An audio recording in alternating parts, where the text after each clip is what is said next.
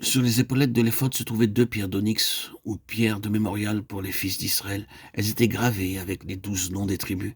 Et il nous est dit, Aaron portera leur nom devant l'Éternel sur ses 2 épaules. Exode 28, 9, 12. Nous apprenons ainsi que notre Seigneur nous porte sur ses épaules. Beaucoup de gens essaient de porter leur propre fardeau. Des gens peuvent être soulagés de leur fardeau, mais ils préfèrent les garder sur leurs épaules, sur leur tête. Ils s'assoient avec leur lourd fardeau sur leur tête. Ils ne veulent pas mettre le fardeau sous le siège. Nous procédons souvent de cette manière. Le Seigneur a déclaré « Mettez vos fardeaux sur mes épaules ». Cependant, nous voulons absolument les porter nous-mêmes. Et nous sommes tracassés à leur sujet jour et nuit. Nous nous demandons « Qu'arrivera-t-il demain ? Qu'arrivera-t-il le mois prochain ou dans 2 mois ?» Nous avons maintenant 5 enfants, bientôt nous en aurons 7. Comment ferons-nous pour les élever? Comment les marierons-nous? Avant qu'ils ne soient nés, nous tourmentons à leur sujet.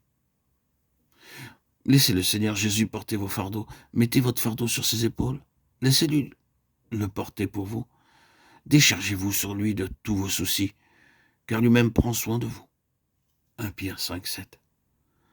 En apprenant à laisser au Seigneur le soin de porter votre fardeau, vous goûterez son parfait repos, sa parfaite paix.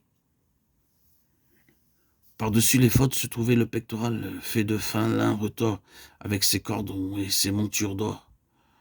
Sur le pectoral étaient enchâssées 12 pierres portant également les 12 noms des 12 tribus. Ces 12 pierres étaient très près du cœur du souverain sacrificateur. Partout où il allait, les pierres l'accompagnaient. Par elles, Dieu rappelait à son peuple qu'il le voulait très près de son cœur. Pourtant, certains ne s'approchent pas très près de Dieu. Aucun doute, ils aiment Dieu, ils aiment sa parole, ils ne viennent pas à lui comme ils le souhaiteraient. C'est la plupart de ce que font les gens.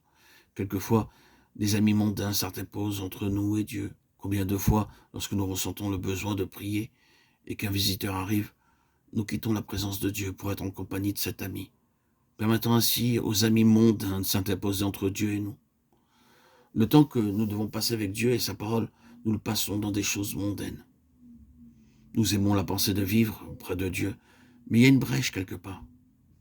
Donc, à travers ces pierres précieuses, Dieu nous dit « Mon peuple, je te veux très près de moi pour que tu puisses goûter ma pleine affection et mon plein amour. » Certains prient seulement lorsqu'ils veulent quelque chose. Ainsi, lorsqu'ils sont malades, ils prient « Oh Dieu, guéris-moi, guéris-moi. » Une fois guéris, ils oublient Dieu. Ils prient seulement dans la peine. « Seigneur, vois ma difficulté.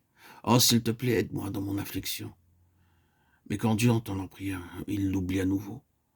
Beaucoup prient uniquement lorsqu'ils traversent de grandes épreuves ou afflictions, mais très peu prient par amour pour Dieu, parce qu'ils l'aiment. Vous savez bien ce que vous coûte d'élever vos enfants, mais le petit bébé vous aime pour vous-même. Les enfants devenant plus âgés vous aiment à cause de ce que vous leur donnez, mais un bébé ne désire que le sein de sa mère, et ne se soucie de rien d'autre aussi longtemps que lui est prodigué amour et affection.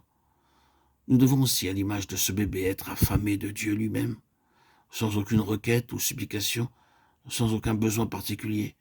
Nous devrions crier à lui « Oh Seigneur, je ne veux que toi, je veux être en ta présence, être aimé de toi. » Nous devons être comme les pierres précieuses sur la poitrine du souverain sacrificateur.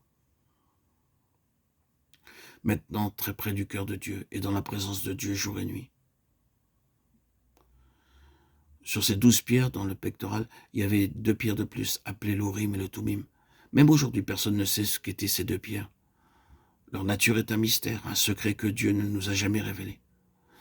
Nous savons seulement qu'à l'aide de ces 2 pierres, le souverain sacrificateur pouvait découvrir la volonté de Dieu.